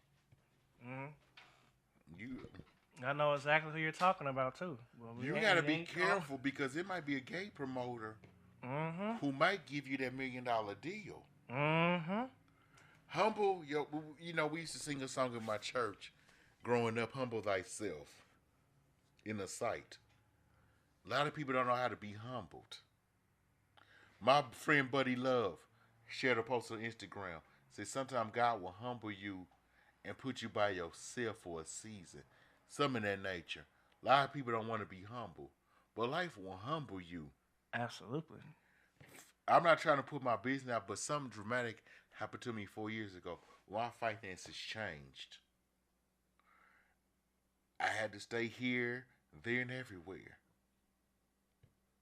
But now, things get ready to turn. I'm not putting my business out, y'all. But things get ready to turn around. Mm-hmm. But did I learn my lesson in these last? Oh, yes. I'm going to go spiritual real quick. Walter Hawkins had a song years ago, Be Grateful. But Aretha Franklin redid it. Mm-hmm. There's somebody that's worse off than you. Absolutely. Be grateful. Absolutely. There's somebody who would love to be in your shoes. Be grateful. That's why. That's another. I hate when I see people just complain and bitch all day on Facebook. That nothing pisses me off for. Like, cause what the fuck is you so mad for? Why you always complaining and bitching for? I used to. One of my favorite singers, old school, is Patti LaBelle. Patti LaBelle has a song, When You've Been Blessed, it feels like heaven, but pass it on. Not your wealth, not silver, not gold, but yourself. And what people not, and that song really, man, when I say I love that woman, every time I want to do wrong, that song, Don't Block the Blessing, comes. Speaking of Patty, I love Patty's music. Now, you ain't gonna diss my girl now. Don't do that. I got to go there. You can talk about them pies. Listen. I gotta go there. Mm-hmm. I love Patti LaBelle. I love her music. Don't get me wrong. Two people always tell me. But I'd rather eat Patty's pussy than eat Patty's pies. I'm sorry. Them pies is not good. Y'all know them pies ain't good. I'll put it like this, they good for store bought. Now if you go into somebody's house, you're not getting you got Mrs. Smith, sweet potato, but ain't no soul in it. But for a store bought, Patty's pies are good. I always tell two people in the industry, you can't never criticize or talk about Patti LaBelle and Pastor Shirley Caesar. I love them two women sing their music. But when she says pass it on when you've been blessed. Don't block the blessing. Every time I want to get conniving and ignorant, I have to go play that song. Don't block the blessing. Because there's some people, I can make a call and start some shit. But it's not in me. Just like these group of people that's in cliques, they're going to fall out. But y'all do. I stay saying these comedians, they fall out. The same ones that's in cliques, You see them on Facebook, answer with that shit is hilarious. That should be funny to me. You know what I'm saying? Y'all was just on each other dick the other day. You know what I'm saying? Y'all kicking and ha and talking about motherfuckers and how y'all back. And now look at y'all. Y'all falling out on Facebook, acting like straight bitches. That's why a lot of time I don't fuck around. That's why a lot of time when I do shows with other comedians, if you notice, I take pictures with the people who came to see me. Mm-hmm. Because they came to see me. Now, when they came, the show me and you did together was with Willie C. There was a coworker. Two of my coworkers came, and they said you was funny. Mm-hmm. And they said, of course, they knew Willie C. They was like, hey, he ignorant. You know, we knew him. But an individual, they said, oh, he was telling Lavelle Crawford jokes. Mm-hmm. Absolutely. Pause. And also, he came late as fuck, too. Punctuation. Did I say? Punctuality, nigga. Punctuality. God damn. Well, Punctuality. it is punctuation, though. Nigga, punctuation is a fucking, that's your period. Well, damn Period, they, whatever. They know what the fuck I'm Correct talking about. punctuation. But pause. Another person I want to give a shout out to is Hope Flood. Auntie Hope Flood, who is the founder of Comics Rock Comedy Convention. Auntie Hope, please bring it back next year. You did a poll asking about Atlanta or LA. I'll come to Atlanta. It was cheaper in Atlanta. I promise you, Auntie Hope, if you're listening, if somebody get this to Auntie Hope Flood, who is the founder of Comics Rock, if you bring it back, I promise, I'll come running to Atlanta for the comedy convention. Another person I want to give a shout out to who I met at the comedy convention was Miss Tina Graham. Tina Graham is a booking agency. But if you follow Tina Graham on Instagram, Tina Graham give a lot of pointers. She give a lot of jams. You have to catch it. I love Tina Graham. Mm-hmm. I can see. Didn't he say she's working on a show. She also likes clean comedy, right? For her show, she wants clean comedy. She's in the process of doing a show, sketch comedy, but she wants clean comedy. Mm-hmm. But Tina Graham has a lot of pointers.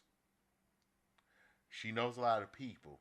Tina Graham been in the comedy game over 35 years. I think she's talking about she might retire next year. But she's a sweet person. I love Tina Graham. There's a lot of people I met in this journey that I would literally would trade for the world. There's a lot of people who has came up to me, and my people in Amazon, I know who I am. Just like this, how I am, I'm like that at work. I'm the same person. For real. I'm gonna be That's real. But see, people don't like it when they want you to be fake. That's how to be. That's I'm why birds of a feather fly together. That's why they all together. I'm by myself. Straight up. Like the same me, I am here. The same me, I'm on this podcast. The same me, you gonna see at the show. The same me, you gonna see in the streets. I ain't gonna never switch up. And people will try to change you. They gonna try to get you to, not fucking such and such. I don't got beef with nobody. Even on that individual, like I said, I talked to her. That comedian, I thought she, was basically trying to play. I don't have no issue with that comedian. Mm-hmm. Mm-hmm. My issue was with her. Hold up, ho. I brought you into the comedy world. Don't try to play me like I'm not shit. Because I know what Estrella say, what she said in the New Orleans, like she said, she know where she going with this. I know where I'm going. Shout out to Estrella. I love Estrella. My favorite comedians. Yeah, she you know one thing about Estrella Black? She's reserved. She's a person with class. And she know where the fuck she's going. That ain't like Estrella. She booked myself for a show at Treasures in December. I appreciate you for that. I never I fucks with her. I appreciate her for that. She one thing about it, she don't do a lot of clicks. If you notice, she don't do a lot of She not clicking with the other female, and nothing against the other female. When I say I don't have no bad blood against no other comedian, male or female, I don't. I love Yolanda Brown. Mm-hmm. My fellow Scorpio. Y'all love Yolanda too. My boy Yolanda here, Clinton Diverse Mall. Love that brother. I'm gonna tell you something about him. I've never been on the show with him, but we were supposed to be on the show at the Eyes. I don't know if I left before he got on, but that name. I love this brother. Yeah, we were supposed to be on the show. A playwright. I'm gonna tell you something about this brother. He come in, do what he gotta do, and he get the fuck out. That's what I do. Straight up. We did a show with Mel. I did a show with him. Anybody that work with Melody Renee Field, let me tell you something. She take care of her actors and comedians. Yes, I love She Mel. had a table. And Clinton was on that show. It was cold. She had a table. It said the Kings of Comedy of St. Louis. He's at the table with me. Who else? I can't even remember. Mike was on that show. I love Clinton because let me tell you something. Yeah, he had to leave St. Louis, but guess what? Brother still doing plays. Mm-hmm. Brother still doing Clinton. I love you, man. You left St. Louis and you doing the damn thing. I'm proud of you, little brother. I went to his play what was that play, Finding Fish? Oh, look, I'm a little intoxicated, so don't get offensive if I can't remember the play. But I went to his play. And everybody know me. If I come to your show, anything that means I fucks with you. I remember I had the sky blue, powder blue suit on. We went to his play, had the powder blue hat on. But Finding Me, okay. I said Finding Fish. I'm thinking Antoine Fish. Oh, fuck. Your ass is looking like the, what's the dude off the oatmeal box? That's all right, though. I was sharp, goddammit. I was sharp, goddammit. Finding Me, that was a good play. Jay Leno dressing ass. And I'm going to tell you this, y'all, nationwide. If you bring that play back, Finding Me, go see that play. It was worth seeing it. Like I tell people, if Chris Bo come to your events and stuff, your plays, that means I fuck with you hard. Mm-hmm. He did the show with Mel Christmas of 2023. It was cold that night. He said, yeah, you were sharp. I got rid of that suit too. You know what? An individual had a job interview. And he called. He said, look, can I wear that powder blue suit to my interview? I said, you can have it. You know what I did? I said, give me a couple of days. I took it to my dry cleaners. Had it pressed and cleaned. The individual got the job. Their royal blue suit. Another individual had an interview.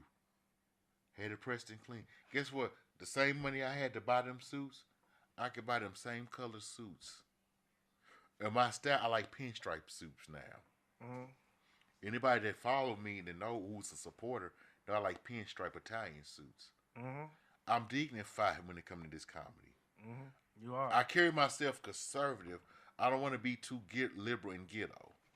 Because people don't take you serious. But when you dignified and conservative, people take you seriously. Man, that's another thing. Like, it's interesting you say that. You know, because you don't know who's watching. Mm-hmm. That's another reason why, like, you know, I stay to myself. You know, I don't do cliques. I don't, because when you into a motherfuckers, you know, you arguing and shit. I'm not getting ready to argue. You don't know who's watching. My first, before I came in the comedy, was funeral service again. I know morticians from Kansas, Missouri, Illinois. I know a lot of funeral directors and morticians. I'm not getting ready to get into it with you. I'm not getting ready to argue with uneducated Kool-Aid. I'm not getting ready to argue with I'm not getting ready to argue. That is the greatest catchphrase I ever heard. I'm not getting ready to argue with a person who got that uneducated and hot Cheeto flaming personality. Well, I'm caviar and lobster tail.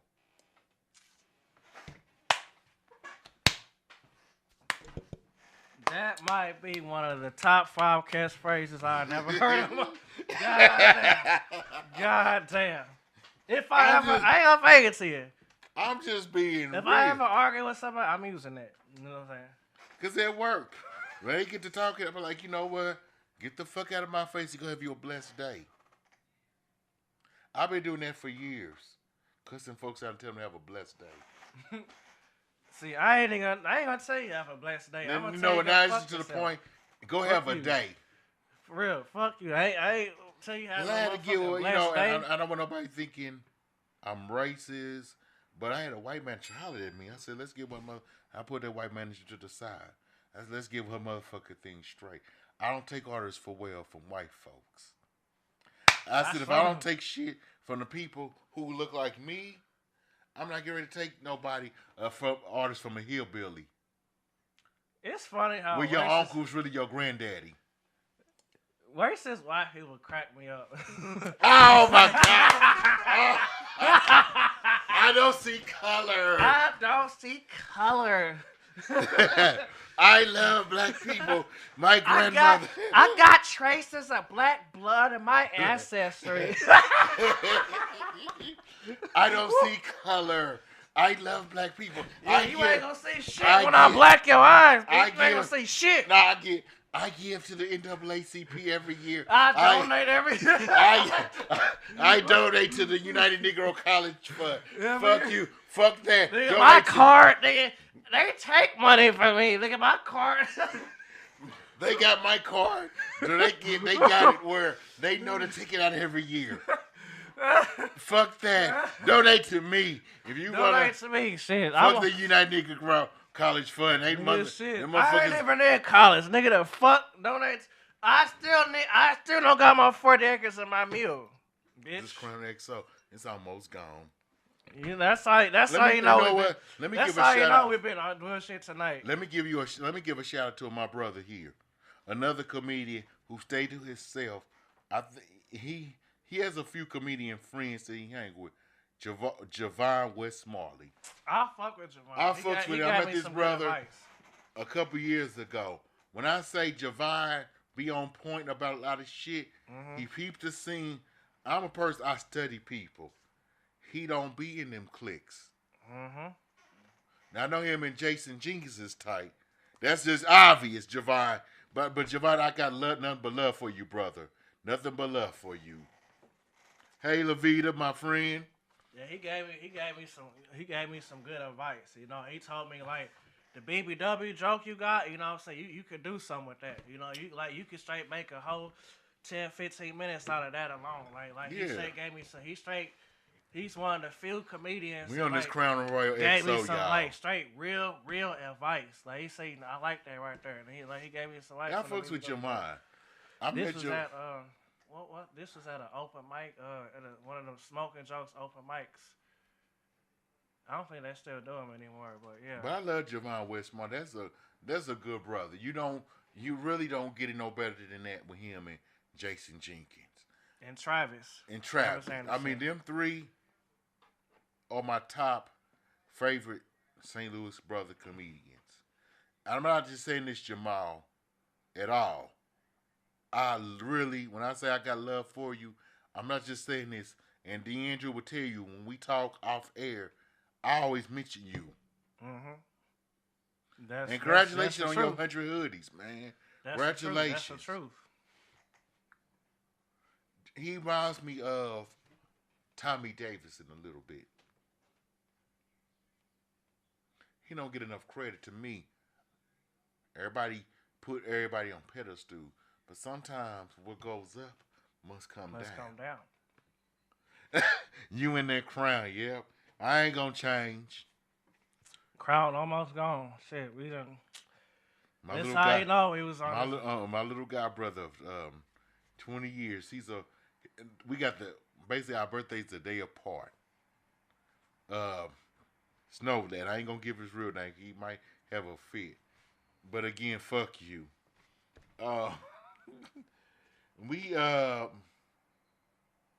His mother passed a couple years ago. When my mother passed, he was the first ones to reach out to me. Because when my mother passed, before my mother passed, my aunt that raised me called me. She said, hey, nephew, they had to rush your mama to the hospital. Your mama's not breathing on her own. And at that time, both of my brothers incarcerated. So I had to bury my mama by myself. I had family, but it's nothing like that sibling support. Snow that was there. He said, Chris, I've been there. I lost my mama. 100 things, 1,000 things going through my mind. At that point, I thought I was going to lose my mind. He caught every day. Every day, Snow that, my god brother, he caught every day. He been there. And so, I tell people, God sends the right people at the right time. Never lost a mama. When my aunt called and told me I couldn't get to Kansas City right away, I'll tell you one motherfucking thing. I got off at 4:15 or 5:15 in the morning. Now, mind you, it's October. So it's fall weather.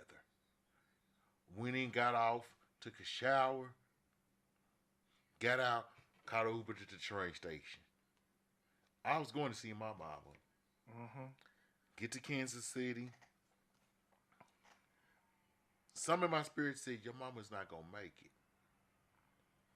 So I went to the funeral. Nobody don't know this.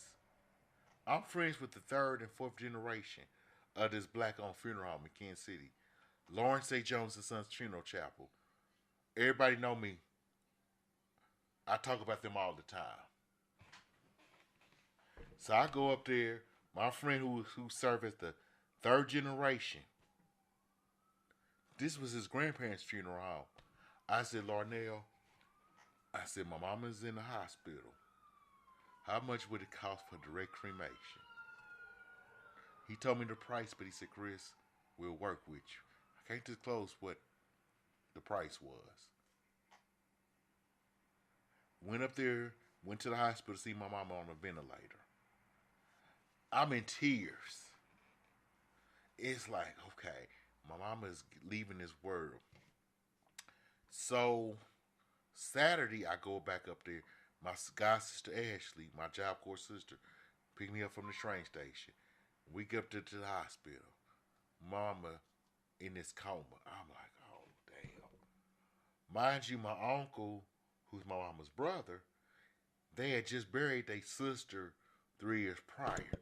I'm like, damn, my uncle, then he got to go through this again with another sibling. So I'm trying to be strong for him, me, or whatever.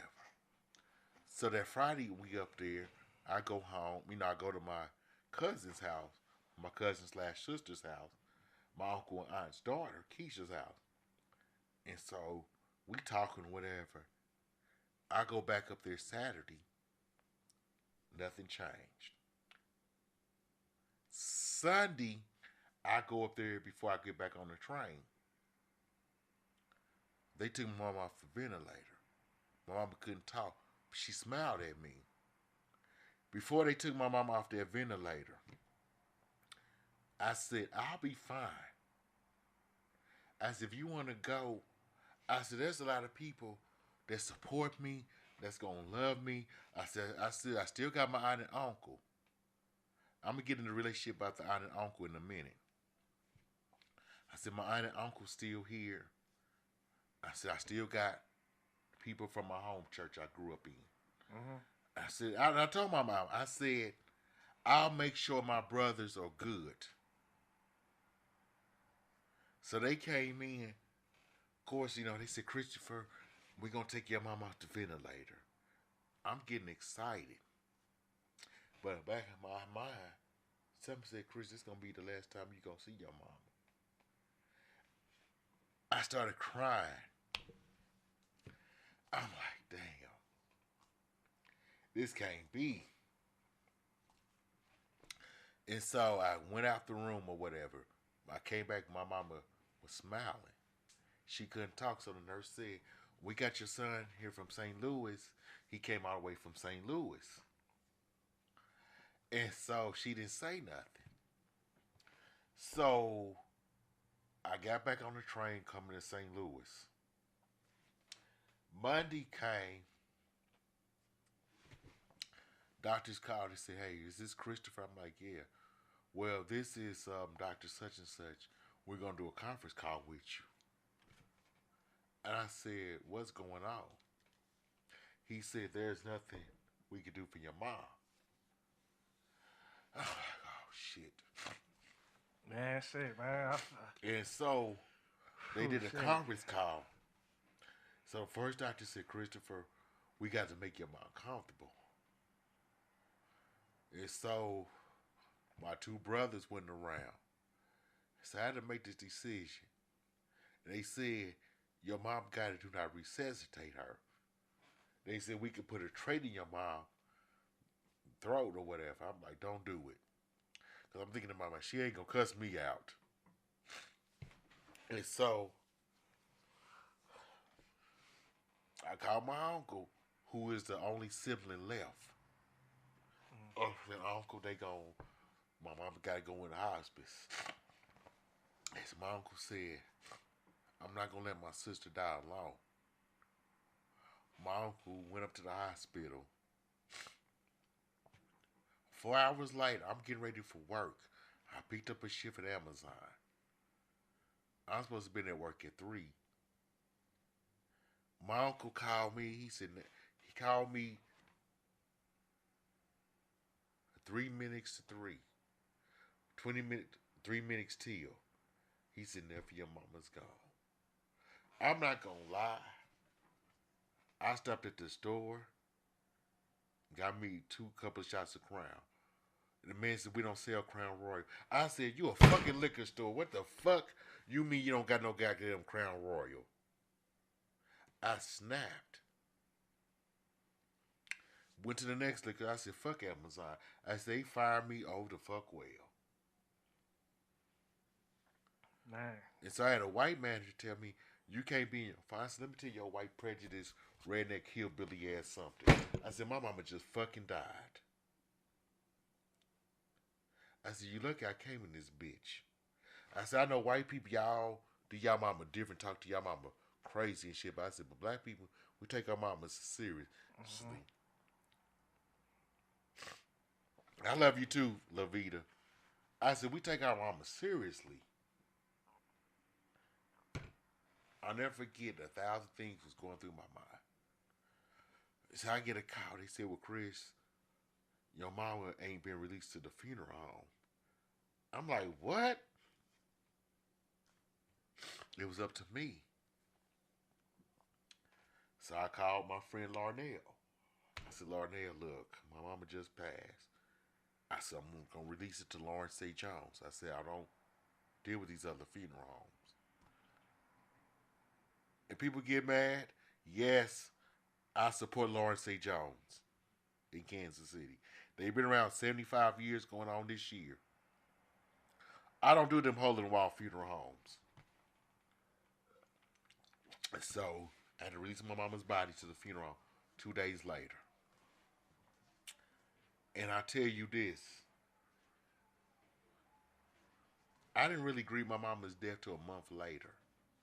My mom died a week before my birthday, 21st of October. My birthday is October 29th. You remember we was in New Orleans.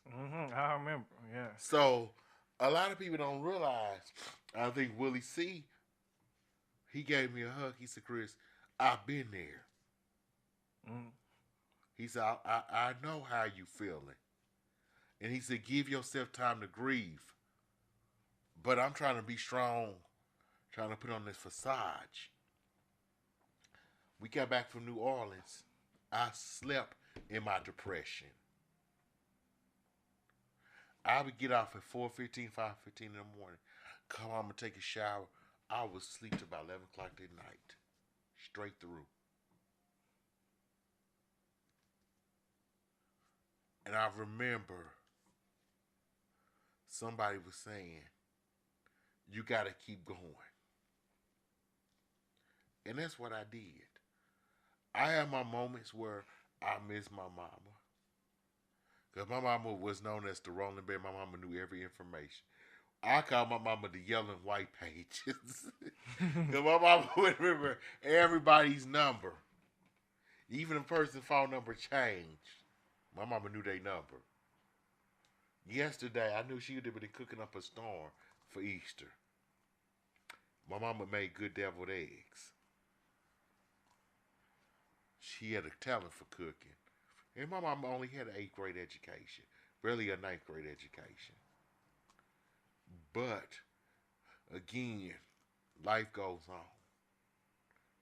I didn't mean to break down, but I couldn't help it. But I'm gonna tell you this though, to somebody, you might not be good with your mama. You only get one.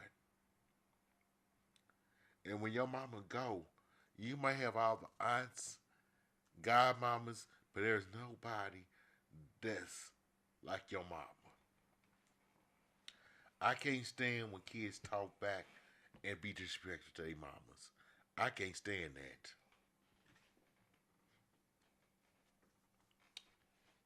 But I would say this though, as a comedian and actor, do what's best for you. Quit hanging in these cliques like bitches. Talk to you men.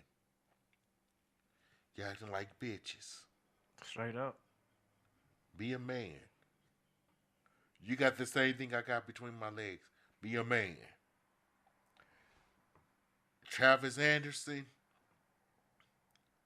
Javon West Marley, and Jason Jenkins, and Clinton Diverse. I got nothing but respect for y'all. And Tommy Dangerfield. And Yeah. even though you in Texas, I love you, man. Tommy, I met Tommy probably about 3 times. Let me tell you something. Tommy was the same every time. Yeah, he is. I fuck with Tommy Dangerfield. He's another one. He gives good advice too. Yes. I fuck with Tommy.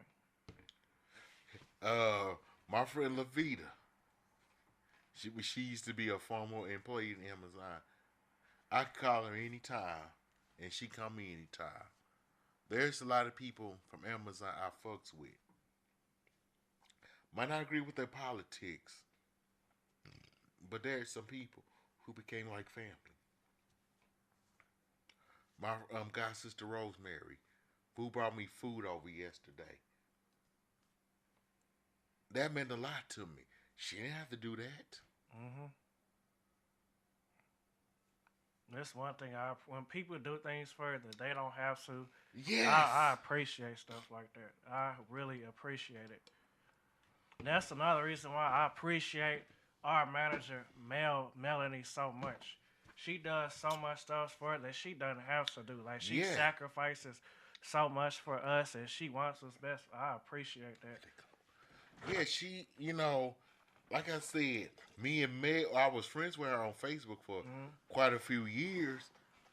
But when she reached out to me to do a comedy show, at first I'm like, I ain't gonna do a comedy show. I'm like, I don't know this woman for real. Somebody just said, do it. Hmm. So I called my mama and said, my mama said, do it. She said, you crazy, do the damn comedy show. But look, end up doing a movie that's on Amazon and Tubi. Not to toot my own horn. I don't think nobody else could do that role. And she told you to be you. She said, put Chris Boat in it. Yep. But it was one line that she said, she typed, I need my Coke and Cherry Coke and Crown Royal. When I saw that script, I said, yeah, I got to get this my best. Yep. Yep. You right, Levine, nothing has changed. She left Amazon, but guess what? We still like this. Those are this rare. Like I appreciate those people that like y'all could have not spoke or seen each other for 5, 10 years. But whenever you do communicate, it's just like y'all. Another just talked person yesterday, that you know what I'm that's saying? been there on the acting side is Kendra Isom. She left me. She left. She moved back to Indiana, where she's from. When I say I adopted her son as my nephew, another actress I love dearly is Tonette Holmes. Hmm. Another actor I love is Jason J. Little, Brian Lockett, and it's so many. I don't want to start naming folks, then I forget somebody feel like they left out. But these are my close friends in the comedy world. Uh, different ones. We comedy brothers. Jamal Reed. Mm-hmm. Jamal, I remember. And I'm not putting his business out. I remember I did a show for Jamal and I wore this shirt. Again, that's all right. I was funny that night. Jamal said, I didn't make enough money, but I can only pay you $20. I was fine with that. I had a good time. Because none of my friends came out to see me. That means more when you have friends that come out. My little pineapple head sister from Job Corps, Ornicia Bradley, we call her Ernie. I call her Pineapple Head. She called me Milk Dud. She came out. We've been at this thing 20 years.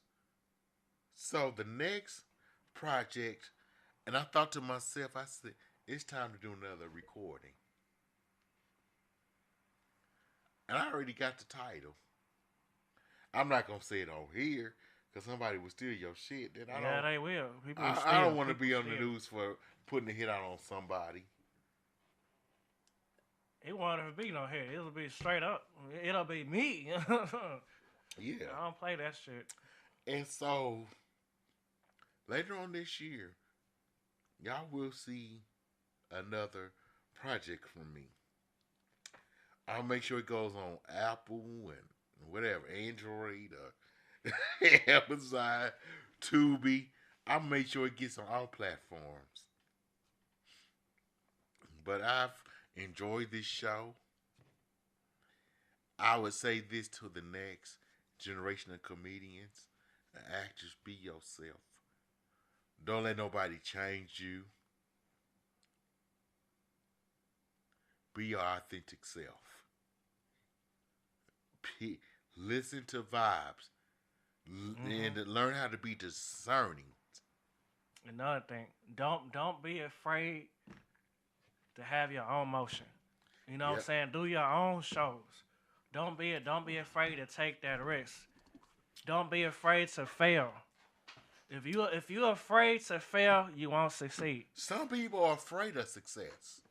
You'll be surprised. There are a lot of people. I'm not afraid of success. I'm not. Because guess what? My goal is to be at the Apollo one day. And another thing, don't ever let nobody make you feel bad about something that you accomplished. And don't ever let nobody make you feel bad for accepting an opportunity. What's meant for you is meant for you. Yep. They're going to be a lot of people that try to make you feel like you didn't just, man, fuck what they talking about. You know, what's meant for you is for you. My fashion stylist, his name is In Styles by Ty. His legal name is Tyron Grant. Love that brother. Because a lot of times Tyron be honest with me.